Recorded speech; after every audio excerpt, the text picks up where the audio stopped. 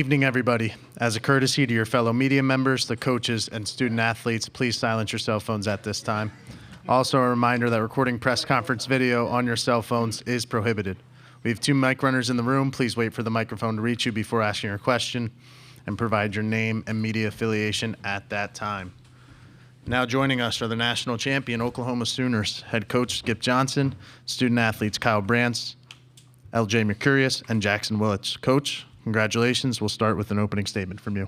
I don't know if I should say an opening statement for the game or for how it went, but let's talk about the game. I mean, we played a really good baseball team. Hats off to North Carolina. They're really good, well coached. I mean, their lineup was incredible. The pitchers they ran out there incredible, and we took the momentum over early and made some great plays defensively and got some big hits. These guys were separating balls from strikes, staying in their routines, the thing we talk about, pitch to pitch, and getting some big hits. You know, Kyle and Jaxon was incredible, and LJ coming out of the bullpen was picking up Nick. I thought Nick was a little bit tired when he started the game, but he was just trying to hit targets, and that's what we talk about. And I was really proud of him in that moment, and really thankful for the SAC committee, the NCAA. Of course, when you're at the College World Series, everything's a class act. I thought the umpires were incredible all week, I mean, it was incredible. So I'll let these guys talk, and then we can talk in a minute. We're going to open it up to questions for the student athletes. Joe Healy, D1 Baseball. Jaxon, just even when things during the regular season might not have been going your way, how much faith did you and the rest of the team have that something like this was possible?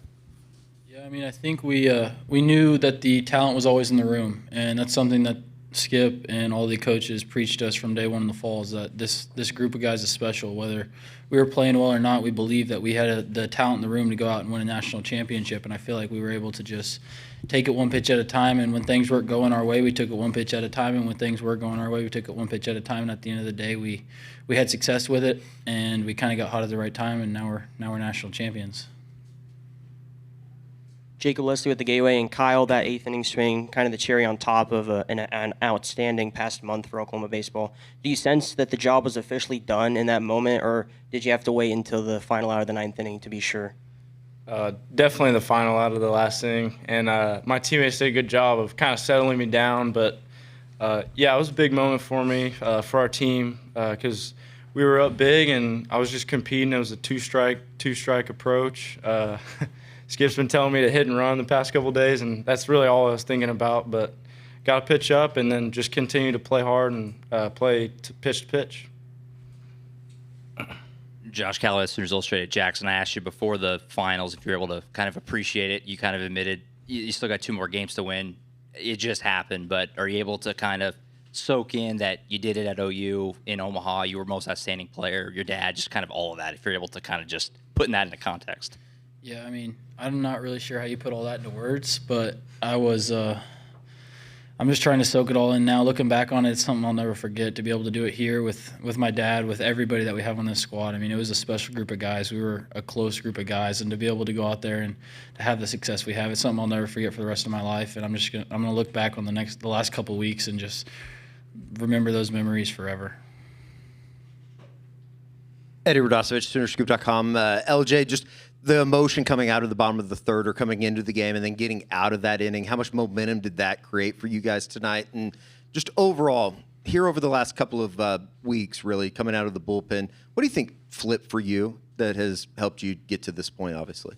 Yeah, I think when I was coming to the game, the mindset was always the same, is take my deep breath, finish my breath, and just execute a pitch. And I knew if I did that, we'll be able to get out of the inning. But really, I think the biggest thing coming out of the bullpen is Skip's a genius. I listen to Skip, and whatever Skip says, I'm going to do. As simple as that. So Skip says take a breath and just throw one pitch. I'm going to take a breath and throw one pitch. And I think that's really just the only thing is, like, earlier in the year or when I was struggling, I wasn't finishing my breath. I wasn't taking a breath, and that's the biggest thing we preach. And then when I started to appreciate it and really settle into just listening and taking that breath, my game changed, and it shows. So I think whatever Skip says, you better freaking listen. So, yeah. Greg Eklund, and this is for NPR. This is for Jaxon. In your last 10 wins this season, the team averaged 10 runs a game. One, when you hear that, what kind of an impact does it make? And two, Dayton had talked about it after the Super Regional, but for you to carry it on through the College World Series, what did that mean? I think the biggest thing that does is it just lets our pitching staff go out there and attack, and lets them kind of have confidence that no lead's too small, and we're going to go out there and we're going to pick them up. Whether they give up 2 runs or 10 runs, we're going to be in the game, and I think it gives those guys a lot of confidence. But for us to be able to go out there and just string it together, I think there was no one batter throughout the postseason that just was up here on the podium every night. It was a new guy on the podium, and that's something we talk about a lot. And I feel like just the consistency and all the guys having great at bats 1 through 9, and then you didn't see it, but a lot of the guys that weren't playing, I mean, those guys were locked in, and they could have went out there and gave us just as good of at bats. So just to have that consistency throughout the whole time, it was really big for us. Mitch Sherman from The Athletic. LJ, for you, but all of you guys have come from different places to get here. I'm curious your perspective, since you came from another school, what you've seen through the hard times and the good times of the season that's allowed this team to have that kind of special chemistry and come together, so that you still were able to play your best at the end, even though the entire season wasn't necessarily like this. Yeah, I think the biggest thing I've seen in my 3 years of college so far is teams have 2 choices. It's either you kind of split apart when things aren't going well, or you come together when things are going well. And when you come together when things aren't going well, it's probably the biggest and the best thing you could do, is because every day when we were losing games, we were still in that locker room having fun, cracking jokes, and just pulling for each other. And we started a little Bible study there, and we had about 20-some dudes show up, and we were just giving it to God and kind of just speaking and listening to everybody. And I think that was the biggest thing, is we just came together through our faith, and that really helped us later in this back half. So when teams come together like we did when things aren't looking good, is kind of what propelled us to be able to be successful. And take one more for the student athletes. Noah Bienick from 11.7. Question for Kyle and Jackson, if you'd like to add in, go ahead. Kyle, you had the big hit in the second inning that really, scored the first run for Oklahoma in this game. And in the bottom half of the inning, Deshaun Harris sends a throw right over your head over to third base, an absolute seed that nails the runner, and it's the third out before the run scores. Can you walk me through your point of view throughout that entire second inning? And Jackson, if you want to, go ahead too. Absolutely. So we had a couple really good at-bats before that to get guys on base. And I think I had swung and missed at one, or strike one was called, and I just went to my 2-strike approach, and like I said, skip, hit, and run. It's funny, it worked twice, but just tried to shoot a ball through the 4-hole and got a fastball, and that's exactly what I did. I just wanted to execute that and took it pitch to pitch, but that throw from Deshaun was really special, because the moment that tag was made, I looked home, and he hadn't touched home yet, and I was just like, man, that is above me. I think the whole team, the whole dugout was screaming 4, and Deshaun had the wherewithal to go 3 and just put it on the money. That was one of the best throws I've ever seen. I don't really have much else to add. I was yelling 4 too. So. LJ, Jackson, Kyle, congratulations again, and thanks for all your time this past Thank couple you, weeks. guys. Thank you guys very much. We can take these finally? You can take those. Oh, yeah.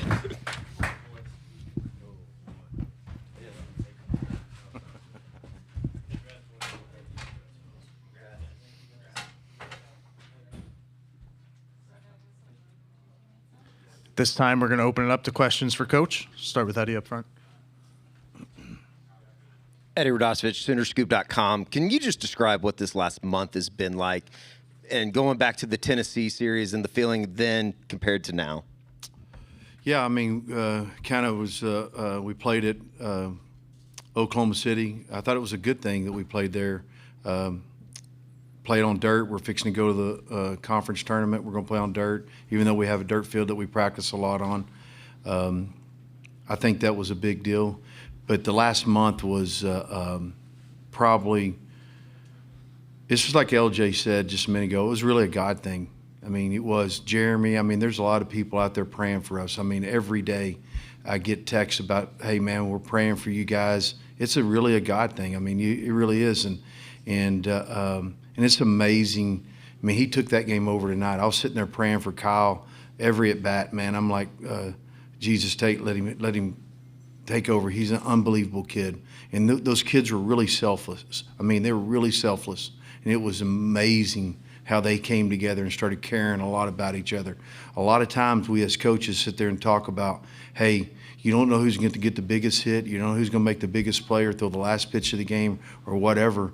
But it's just about being selfless.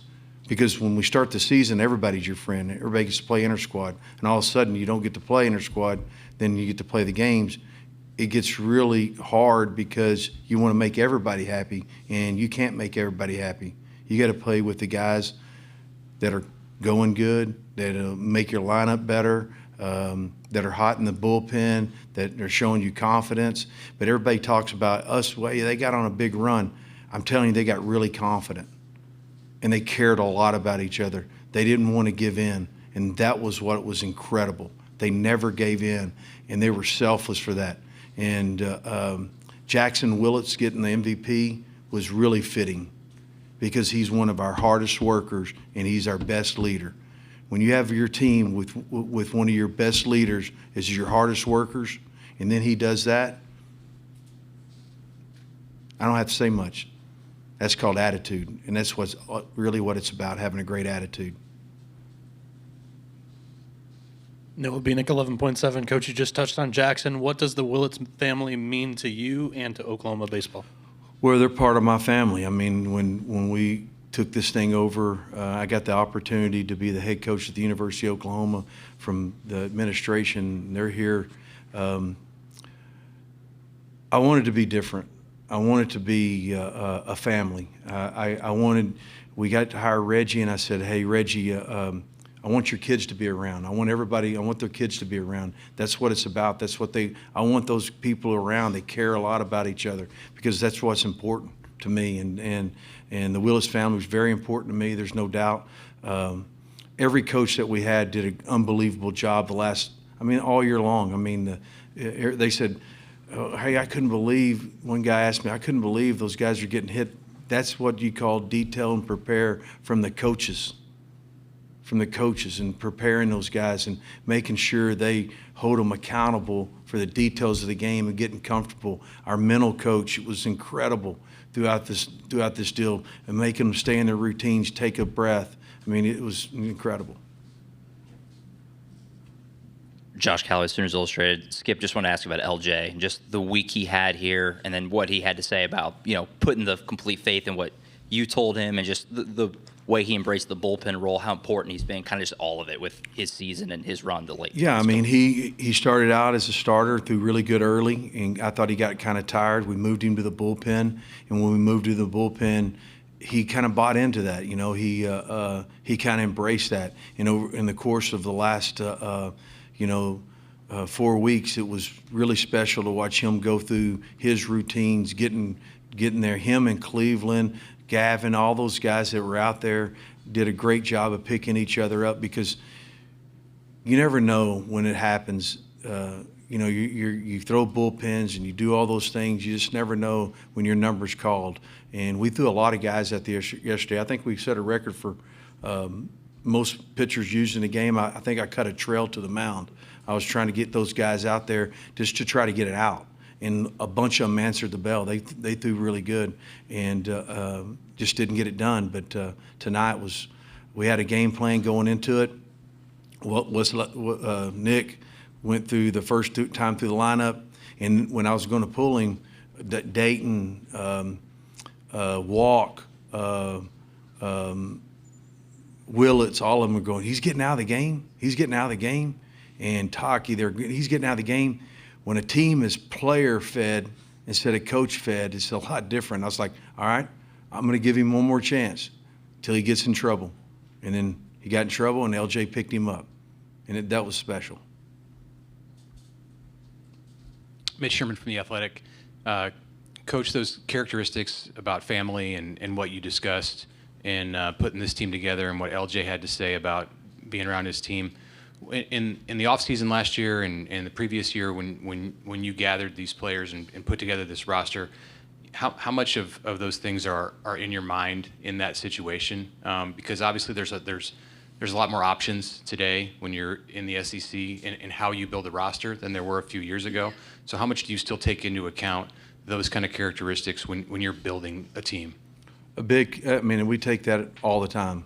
We ask them questions, all the time. We spend a lot of time trying to find out their character from the place they were at, or their high school coach, or their junior college coach. We watch them. We do all those things. We bring them in and we ask them questions. And in some places, some guys are not the right fit. And I believe when they start there, we make them make their beds, and they send me pictures of beds being made. And it's stuff like that we're just trying to get those guys to be attentive and detailed of what we try to do. It's pretty remarkable when you try to do in our world today. The SEC molded us through the year to what we've done. It molded us. It's the best conference in the country, and it molded us. It was a super regional every weekend, and those guys continue to grind it out and pick each other up, and it shows you what kind of character they have when they became selfless. That was what's really special. Really proud of them for that. Coach Jacob Leslie with the Gateway, and UNC threw 8 arms at you guys today, but you guys managed to score on 5 of them, minus Glauber's short outing, and you guys put traffic on the bases in 8 of 9 innings, minus just the 9th inning. What does that say about your guys' overall approach today at the plate, with the overall ramifications of this game as being played for the national championship? How did you guys rise to the occasion? Good coaching. Good coaching. What Russell and Reggie did to game plan, and Bonneau helped me, and Todd Butler in the back helping us. From our strength coach to our trainer. It's called good coaching, man. It's called those guys buying in, those guys listening. You can't just walk up to a good program and just step in and get your foot wet. You got to jump in. If you jump in and you buy in and you listen, that's what it's about. Our job as coaches is to get those guys to excuses and teach them something that's going to be with them the rest of their life. And you got to show them how much you care before you show them how much you know. And that's what our coaches do. And that's living proof of it, winning the national championship. So. Lev Skotnick, WorldBaseball.com. Skip, you've spoken a lot about not knowing who's going to come up big and being selfless and all that. Your number 9 hitter went 3 for 4 with 6 RBIs tonight. Your thoughts on Kyle Branch and his performance? That's a Jesus thing, man. I was praying hard. I'm telling you. I talked to him earlier about getting on top of the plate. If we're throwing on one side of the plate or the other, take one of the side of the plate off of him. And he's an unbelievable kid. He works extremely hard, and he scuffled a little bit this year. But guys with the right attitude come up in the best moments of the game. That's what baseball does. If you keep persevering through it, you come up with the right attitude, and the game will pay you back. I don't know what it is about the game. It's the spirit of the game. It protects those guys that continue to work at it and attack it, and it exploits the guys that are afraid of it and are timid. We have time for just a couple more questions. Greg Eklund, this is for NPR. Coach, I want to pick up an analogy you used after the Super Regional when you said going to Omaha is like throwing a bunch of marbles on the table and they're all going in different directions. How did you manage to keep everything on the table once you arrived in Omaha? That's how I call and have a great chief of staff in Ryan Gaines, and deputy director Greg Tipton, and athletic director Roger Denny, and SID, all of them coming together every morning at 8:30, having a meeting, knowing exactly the plan that we have to do to make sure everybody's somewhere at a certain time. It's not me, man. Believe me, I ain't the most I'm organized when it comes to deer hunting and filling deer feeders, but I ain't organized when it comes to that. I got the best guy, so I just get out of his way and let him do it. He'll call me when the time's right. Last question for Coach. Skip, John Hoover, Sooners on SI. on a night like tonight, big celebration. A lot of guys are out there telling stories, and one of them was, I guess, at Georgia Tech, maybe after the 9-run inning, the home run, the grand slam 3-run homer. There's a lot of laughing going on in the dugout, like literal laughing. Like, I don't know if it's we can't believe this or isn't this fun or what kind of laughing was it? What do you remember about that, and how did that kind of change and accelerate where you guys got to tonight? Oh, they could believe it, I promise you, because they believed it. There's no doubt about that. They wouldn't give it in. The coolest moment at Georgia Tech was when Trey Gamble talked to the team and told them, hey, we're going to get hit in the mouth. And I really think that helped the pitchers because it says, hey, man, they can go out there and throw the ball at the target. They hit a 3-run homer, we're going to go in and get 4. That's what they believed. And they believed in each other. And it's a powerful thing when you might not have the most talented team in the world, but you had the most competitive team in the world and good teammates and with the right attitude, and you can go a long ways. That marks the end of this press conference. Coach, congratulations again, and thanks for all your time this week. Thank you. I didn't get to talk.